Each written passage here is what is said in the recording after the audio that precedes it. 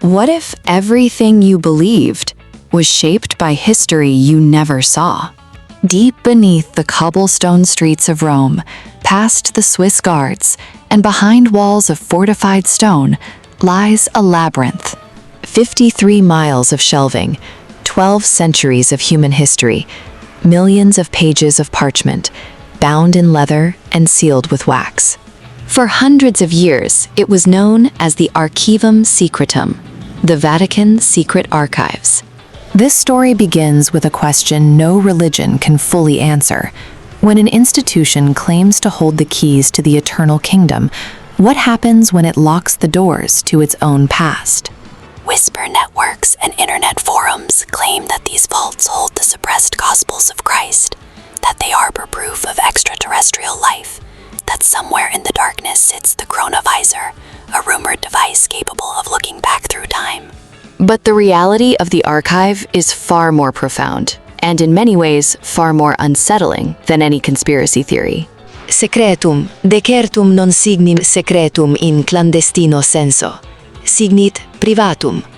Si tu deolastimus corridoribus ambularis, non vinciten ausa angelorum, vinciten agenicim pessum humane desperationis. You would find a piece of parchment from 1587. The handwriting is rushed, frantic. It is a letter from Mary, Queen of Scots. I beg you to intervene. Save my neck from the headsman's axe. The archive records the Pope's response. Silence. Mary was beheaded. Her ink-stained plea remains in the dark, a monument to the limits of divine intervention. Every 20 steps in this labyrinth, the history of the world pivots. A few aisles over lies the original decree of excommunication for Martin Luther, the exact piece of paper that fractured the Western world. Nearby, the signature of Galileo Galilei trembles on a page from 1633. The archive holds his signed confession, the tragic document where a man who saw the truth of the cosmos was forced to swear that the earth stood still, just to save his own life.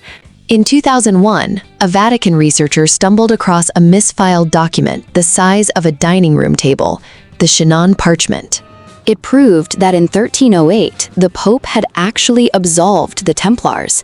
The Knights were innocent. The truth wasn't hidden by a grand, mystical conspiracy. It was buried by political cowardice and a clerical filing error. Today, a strict rule governs the archive.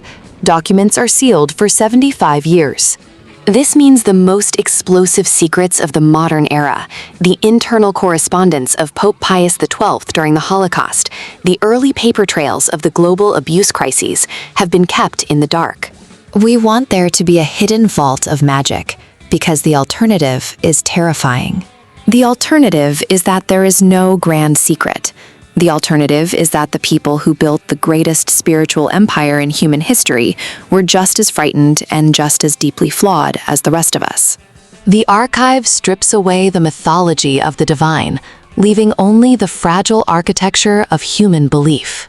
Perhaps we lock away our history not to hide it from others, but to hide it from ourselves.